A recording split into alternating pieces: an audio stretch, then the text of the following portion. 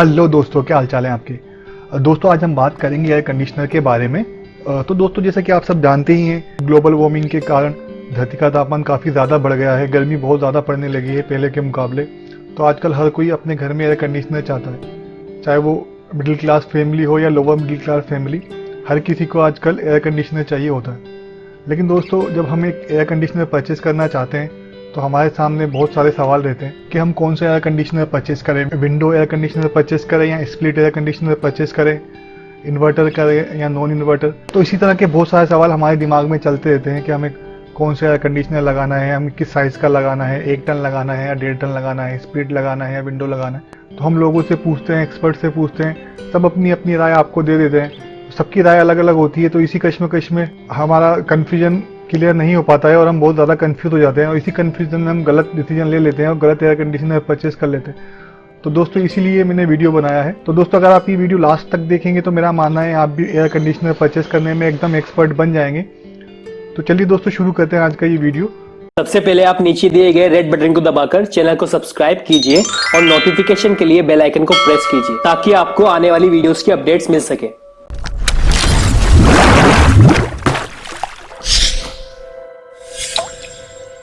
Techno TV।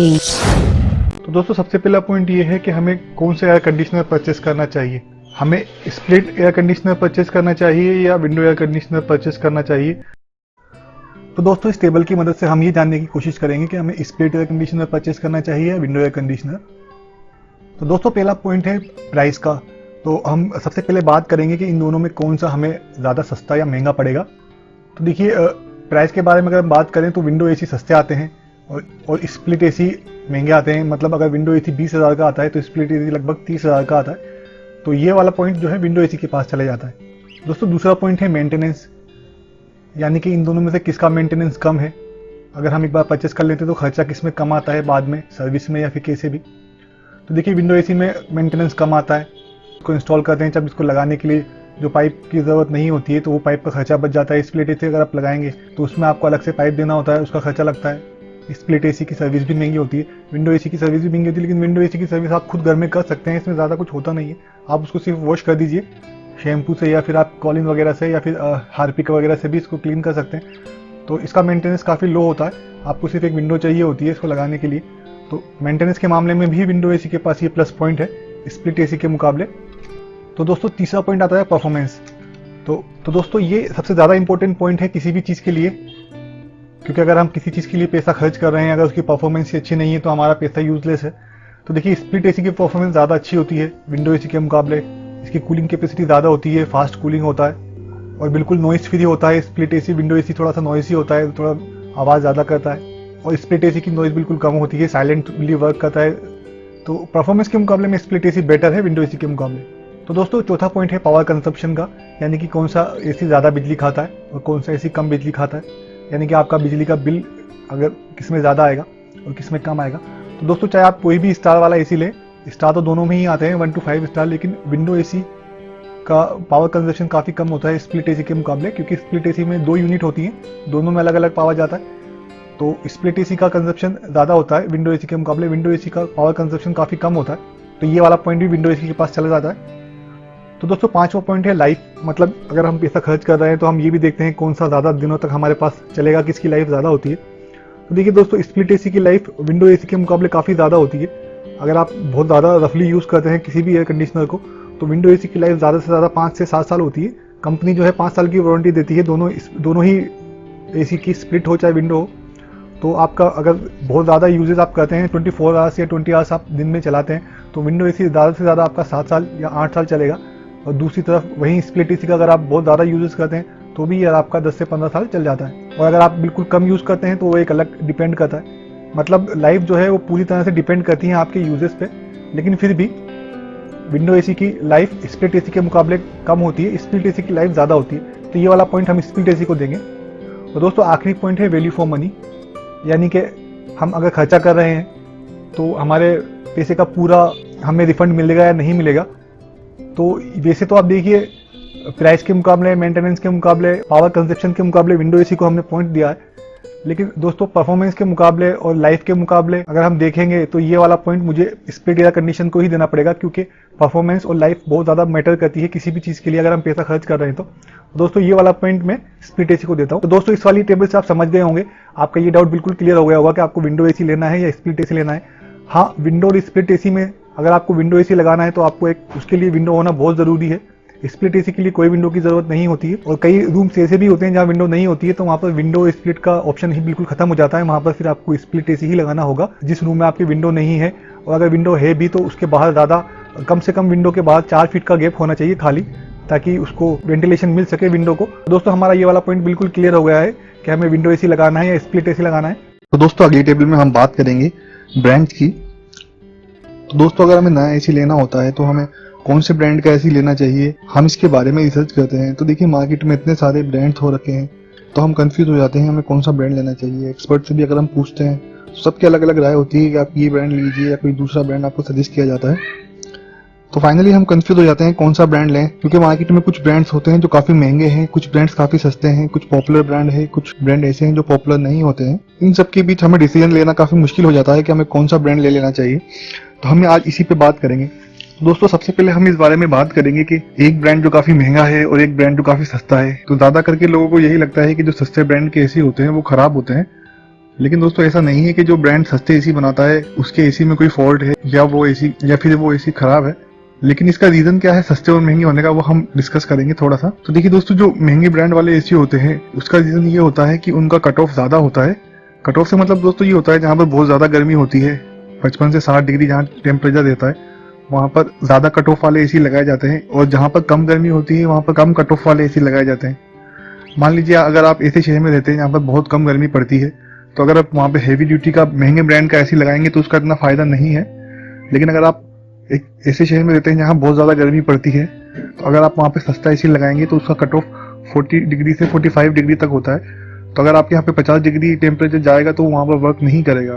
तो दोस्तों इसका सीधा सीधा मतलब ये है कि महंगे ब्रांड वाले जो है वो ज्यादा कट ऑफ वाला एसी बनाते हैं जिसकी बिल्ड क्वालिटी ज्यादा अच्छी होती है, और जो सस्ते एसी बनाते हैं उनका कट ऑफ ज्यादा नहीं होता है। तो अगर आप ऐसे शहर में रहते हैं जहाँ पर बहुत ज्यादा गर्मी पड़ती है तो आपको महंगे एसी लेना चाहिए, और अगर आप ऐसे शहर में रहते हैं जहाँ पर कम गर्मी पड़ती है तो आप नॉर्मल एसी सस्ते एसी भी ले सकते हैं, आपको कोई प्रॉब्लम नहीं आएगी उन एसी में भी। तो देखिए दोस्तों, अब हम बात करेंगे ब्रांड की।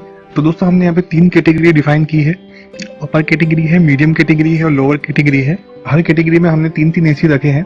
तो दोस्तों अगर हमने 3 एसी रखे हैं तो इसका मतलब ये नहीं है कि अपर या मीडियम या लोअर में चौथा कोई ब्रांड नहीं आ सकता, और भी ब्रांड इसमें आ सकते हैं।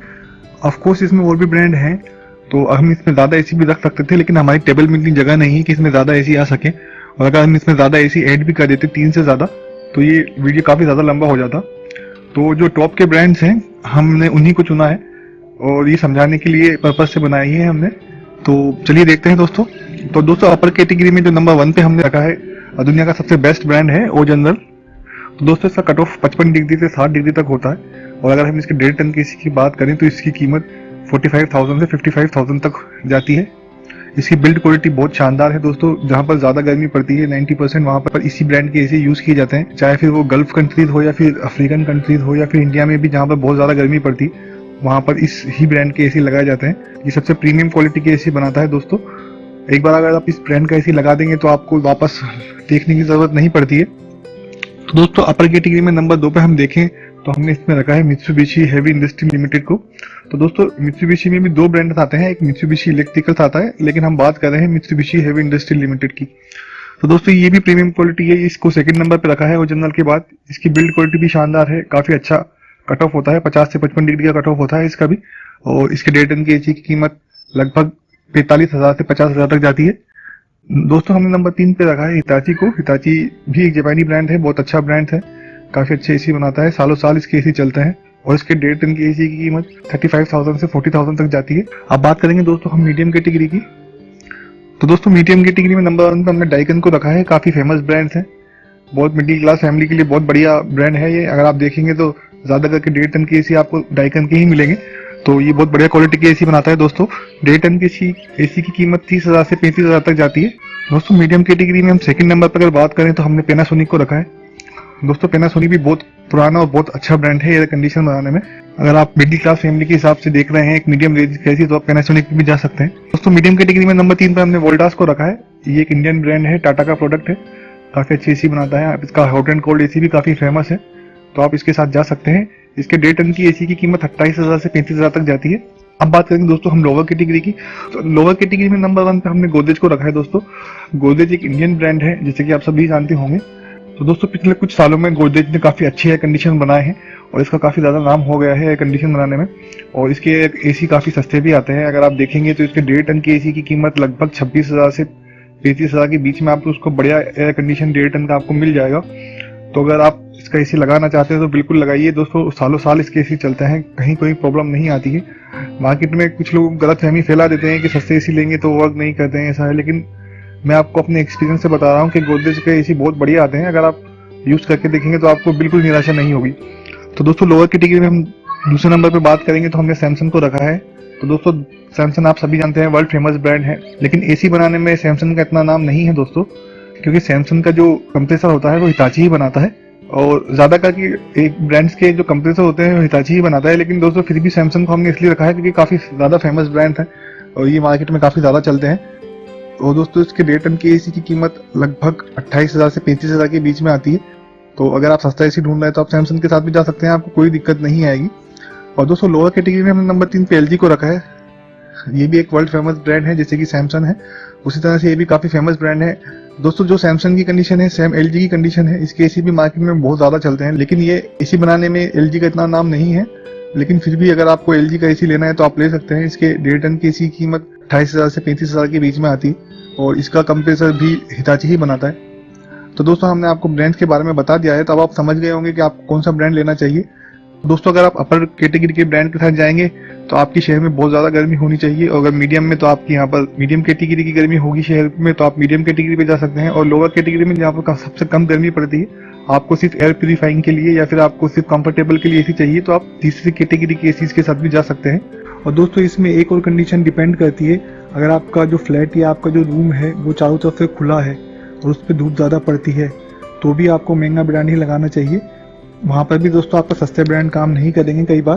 तो दोस्तों ये हमने आपको बता दिया है। तो दोस्तों अब आप समझ गए होंगे कि हमें कौन सा ब्रांड लेना है। तो दोस्तों नेक्स्ट हमारा ये पॉइंट है, अगर हमें स्प्लिट एसी लगाना है तो हमें इन्वर्टर लगाएं या नॉन इन्वर्टर लगाएं। तो दोस्तों ये वाली टेबल हमें ये समझने में मदद करेगी कि हमें इन्वर्टर लगाना है या नॉन इन्वर्टर लगाना है। दोस्तों आप एक बात का ध्यान रखिएगा कि ये जो भी टेबल हम आपको दिखा रहे हैं ये सिर्फ पेपर वर्क के लिए है, लेकिन मतलब ग्राउंड लेवल पे कौन सी चीज ज्यादा बेटर है वो आपको एक काफी एक्सपीरियंस से ही मालूम चल सकता है, क्योंकि कंपनी तो आपको हमेशा इन्वर्टर एसी के लिए ही प्रोत्साहित करेगी कि इन्वर्टर एसी बेटर होते हैं, बिकॉज वो नई टेक्नोलॉजी है, तो ऑब्वियसली इन्वर्टर एसी बेटर होंगे। तो हम इसके बारे में बाद में चर्चा करेंगे, पहले हम ये टेबल देख लेते हैं कि इन्वर्टर एसी बेटर है या नॉन इन्वर्टर एसी बेटर है। तो देखिए दोस्तों इसमें हमने पैरामीटर सेट किया हुआ है इन्वर्टर और नॉन इन्वर्टर एसी के लिए। तो सबसे पहला आता है कूलिंग टेक्नोलॉजी। कंप्रेसर की जो कूलिंग टेक्नोलॉजी का टाइप होता है वो किसका बेटर होता है, इन्वर्टर एसी या नॉन इन्वर्टर एसी में से कौन सा कूलिंग टेक्नोलॉजी बेटर है। तो देखिए ऑब्वियसली इन्वर्टर एसी बिल्कुल नई टेक्नोलॉजी है, तो अपडेटेड टेक्नोलॉजी है, तो जाहिर सी बात है उसमें कूलिंग कैपेसिटी उसकी ज्यादा बेटर होगी, कंप्रेसर टाइप उसका ज्यादा बेटर होगा नॉन इन्वर्टर एसी के मुकाबले।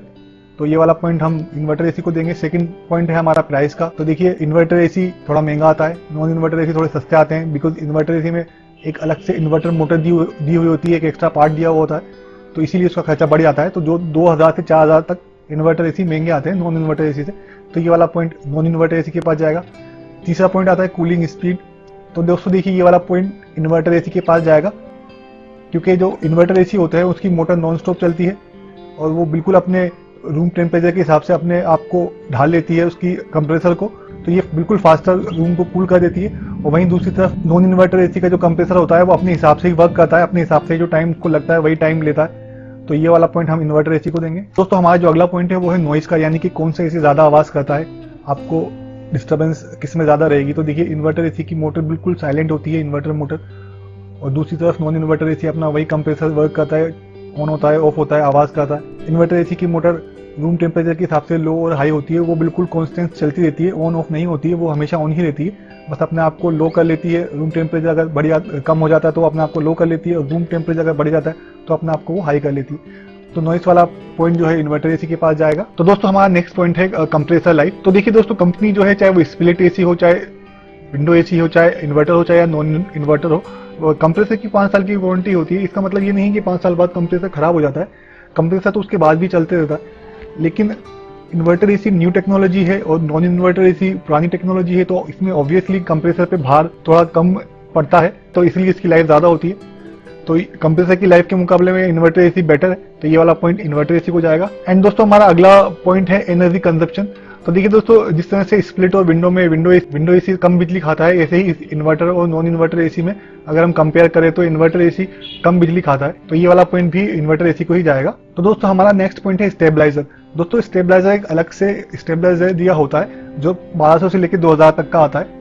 1.5 टन के एसी के लिए अलग आता है, 2 टन के एसी के लिए अलग आता है, 1 टन के लिए एसी के लिए अलग स्टेबलाइजर आता है।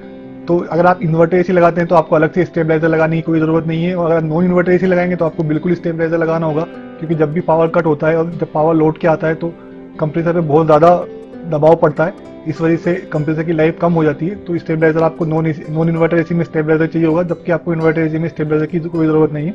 तो ये वाला पॉइंट भी अपना इन्वर्टर एसी को मिल जाता है। तो देखिए दोस्तों, हमने इन 7 पैरामीटर पे कंपेयर किया है इन्वर्टर और नॉन इन्वर्टर एसी को। तो हम इन 7 पैरामीटर में अगर देखेंगे तो हमको यही लगेगा कि हमें इन्वर्टर एसी ही लेना चाहिए, क्योंकि इसे 7 में से 6 पॉइंट इन्वर्टर एसी को गए हैं और 1 पॉइंट नॉन इन्वर्टर एसी को गया है। तो ये बिल्कुल क्लियर है कि हमें इन्वर्टर एसी लेना चाहिए, और ये बात सही भी है कि हमें इन्वर्टर लेना चाहिए। न्यू टेक्नोलॉजी है, बिल्कुल नए ज़माने की चीज़ है। लेकिन दोस्तों मैं आपको एक चीज़ फिर भी बता दूँ जो कि आपको कोई कंपनी वाला या कोई भी नहीं बताएगा। जब भी आप एक इन्वर्टर एसी लेते हैं तो इसमें एक एक्स्ट्रा पार्ट आता है जिसे इन्वर्टर मोटर कहा जाता है, और दोस्तों इसकी जो वारंटी होती है कंपनी 1 साल या 2 साल की ही देती है। दोस्तों मैं आपको बता दूं कि ये इन्वर्टर मोटर है, ये खराब होने का भी चांसेस होते हैं। लगभग 2-3 साल में अगर ये इन्वर्टर मोटर आपकी खराब हो जाती है तो इसकी कीमत लगभग 6 से 8 हज़ार रुपये होती है।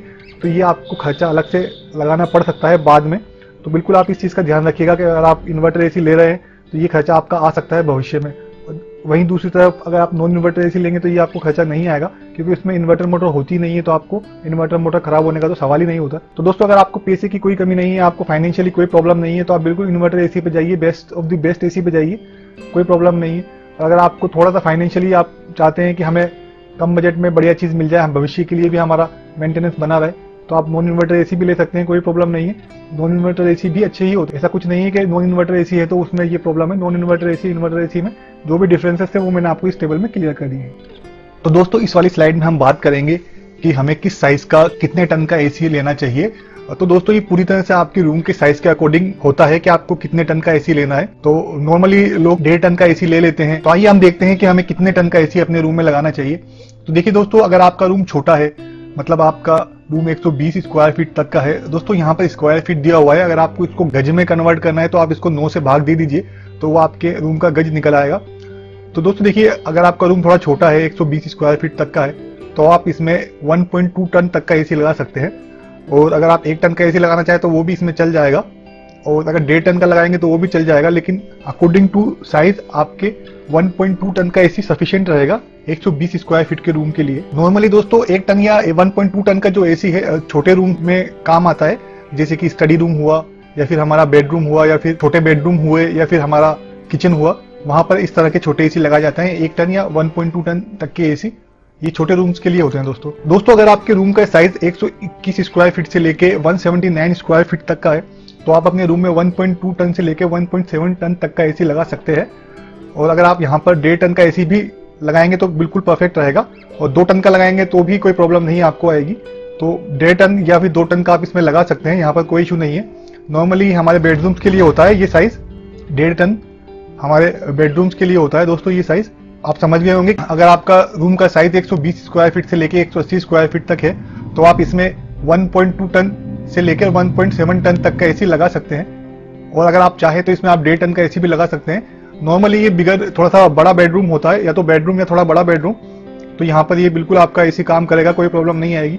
तो दोस्तों बड़े की तो कोई सीमा नहीं है, अगर बड़ा आप एसी लगा लेते हैं बड़े साइज का तो आपका भी कोई प्रॉब्लम नहीं है, आप उसको थोड़ा लो टेम्परेचर पे चला सकते हैं। लेकिन अगर आपने गलती से छोटा एसी लगा लिया तो वो आपको हमेशा प्रॉब्लम करेगा। तो साइज का हमेशा ध्यान रखिए। दोस्तों हमारे कई लार्ज रूम्स होते हैं, हॉल्स होते हैं, या फिर बड़े बड़े लिविंग रूम होते हैं। तो अगर वहां पर आपको एसी लगाना है और उसका साइज 180 स्क्वायर फीट है, तो आप वहां पर 1.8 टन का एसी लगा सकते हैं। अगर आपका रूम 180 स्क्वायर फीट से ज्यादा है तो आपको फिर 1.8 टन से ऊपर का एसी आपको लगाना होगा। तो दोस्तों आप समझ गए होंगे इसका क्या है। मतलब अगर आपका 100 स्क्वायर फीट का रूम है तो आपको 1 टन का एसी लगेगा, और जैसे जैसे आपके रूम का साइज बढ़ता जाएगा वैसे वैसे एसी का टन्स भी बढ़ते जाएंगे। तो ये बिल्कुल आपके समझ में आ गया होगा कि आप कौन से साइज का एसी लगाना है। बाकी मैं आपको एक फाइनल में आपको एक टिप दे देता हूं। अगर आपका रूम मिड साइज है, लगभग 15 बाई 15 का आपका रूम है, तो वहां पर आप 1.5 टन तक का एसी आराम से आपका चल जाएगा।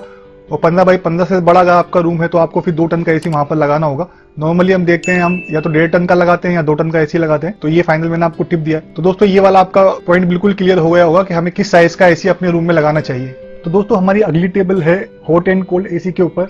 देखिए जैसे कि आप सब जानते हैं कि कुछ ऐसे शहर होते हैं जहाँ पर बहुत ज्यादा ठंड भी पड़ती है और कुछ बहुत ज्यादा गर्मी भी पड़ती है।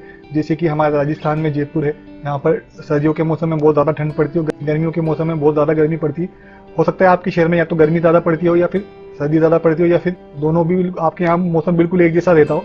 लेकिन कुछ इंडिया में कुछ जगहें ऐसी भी है जहाँ पर बहुत ज्यादा ठंड भी होती है, बहुत ज्यादा गर्मी भी होती है। तो जिन्हें ठंड के अंदर हीटर की जरूरत पड़ती है और गर्मी के अंदर एसी की जरूरत पड़ती है। तो दोस्तों ऐसे कंडीशन के अंदर हमें हॉट एंड कोल्ड एसी लेने का एक ऑप्शन हमेशा रहता है, लेकिन उसके कुछ अपने फायदे हैं और नुकसान भी हैं। तो आइए हम ये देखते हैं कि हॉट एंड कोल्ड एसी और रेगुलर हीटर में क्या डिफरेंसेस हैं। तो ये हम इस वाली टेबल में क्लियर करेंगे। तो देखिए दोस्तों सबसे पहले तो एनर्जी एफिशिएंसी वाला पॉइंट आता है। तो देखिए दोस्तों जो रूम हीटर होते हैं उनकी एनर्जी एफिशिएंसी सबकी अलग अलग होती है। कोई ज्यादा बिजली खाता है, कोई कम बिजली खाता है। तो हीटर की आप एनर्जी एफिशिएंसी का कोई मापदंड भी नहीं होता है कि उसको स्टार रेटिंग दी होती है। वहीं दूसरी तरफ हॉट एंड कोल्ड एसी के अंदर एक स्टार रेटिंग दी होती है। तो आप उससे एक अपना डिसीजन बना सकते हैं कि अगर आप 1 स्टार लेंगे या 5 स्टार लेंगे तो आपका इतना बिजली का बिल रहेगा। तो ये पॉइंट हमेशा हॉट एंड कोल्ड एसी के पक्ष में जाता है। रूम हीटर तो बिल्कुल नहीं कर सकते आप। तो दोस्तों दूसरा पॉइंट ये है कि अगर हम हॉट एंड कोल्ड एसी नहीं लेते हैं तो हमें एक अलग से हीटर लेना होगा। तो ये हमारा हॉट एंड कोल्ड एसी 2 का काम एक ही में हो जाएगा।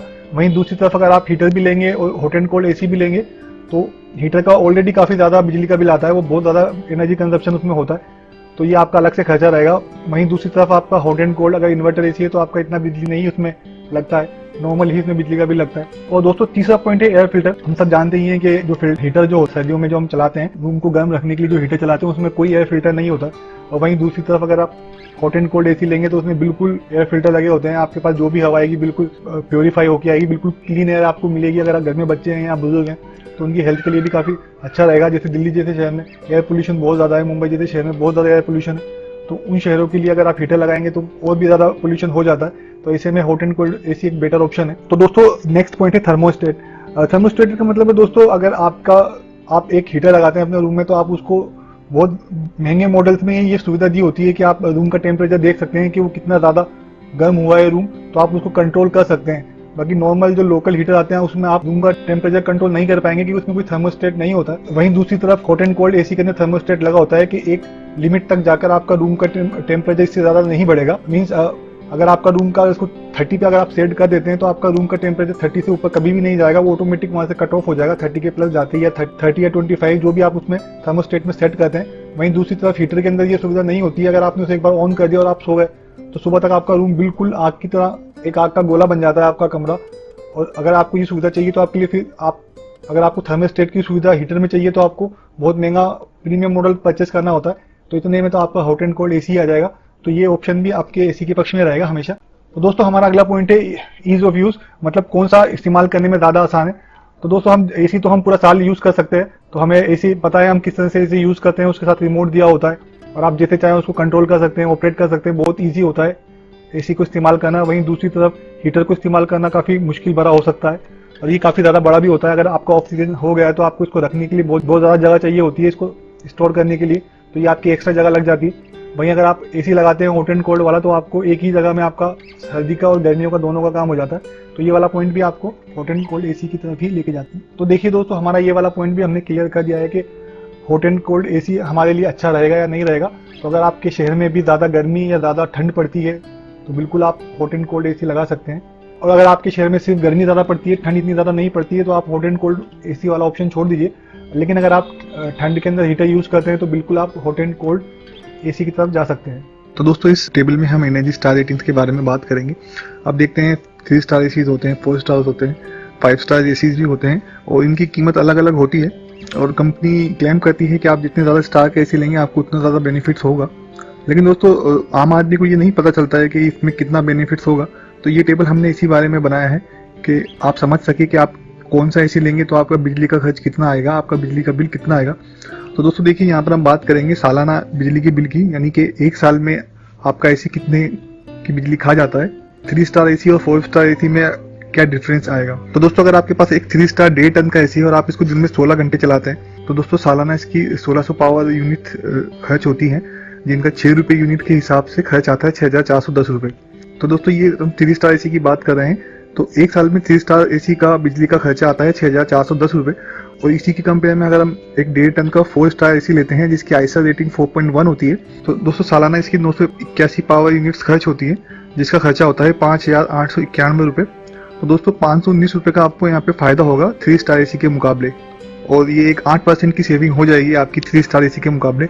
और दोस्तों इसके आगे अगर हम बात करें तो अगर आप एक 5 स्टार एसी लेते हैं जिसकी आईएसआर रेटिंग 4.51 है, तो दोस्तों इसकी सालाना जो पावर यूनिट कंजप्शन आएगी वो 892 यूनिट आएगा, और जिसका 6 रुपये यूनिट से खर्चा अगर हम कैलकुलेट करते हैं तो 5354 रुपये आएगा।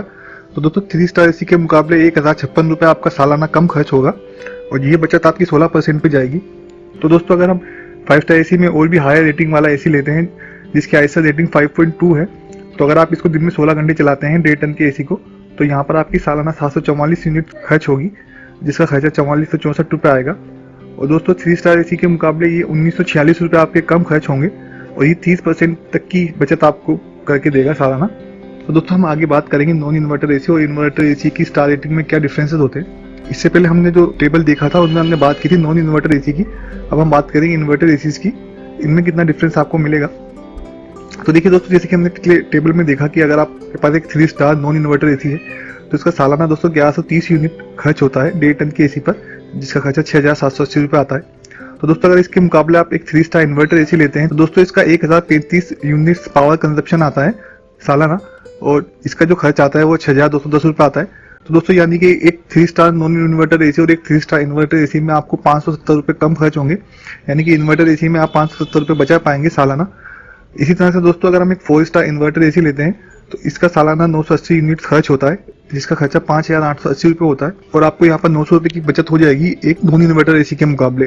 तो दोस्तों इसी तरह से आप एक 5 स्टार इन्वर्टर एसी लेते हैं तो इसका 880 यूनिट खर्च होता है सालाना, जिसका खर्चा 5280 रुपये आता है।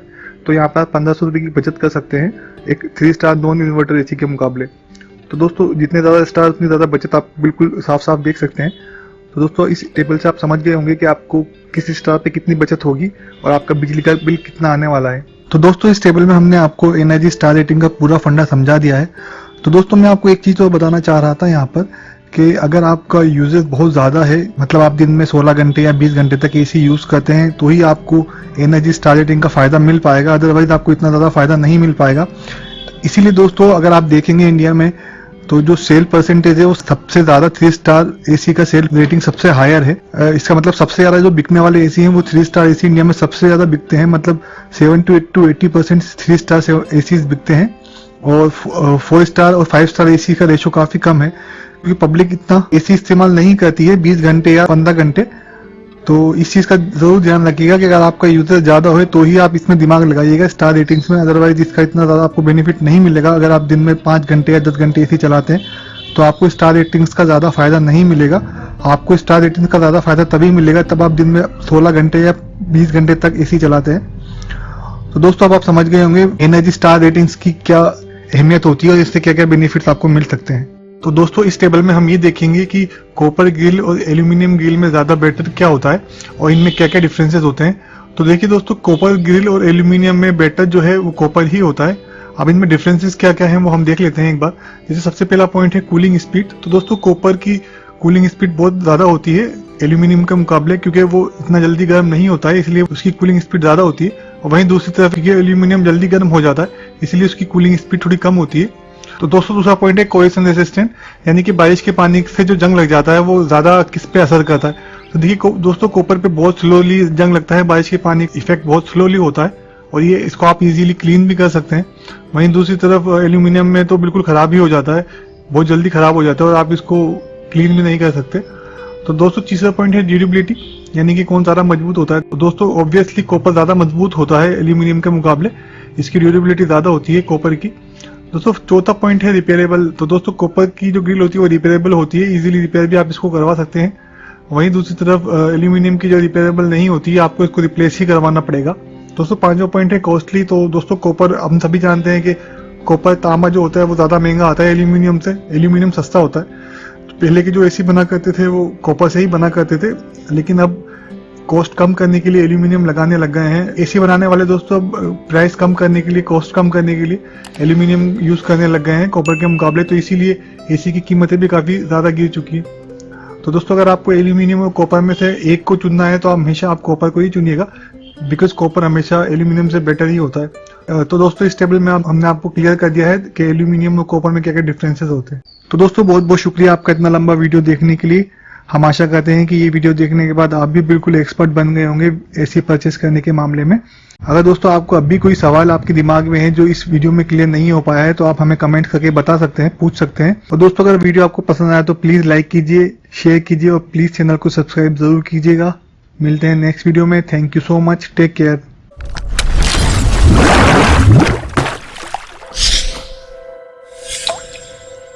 Techno TV.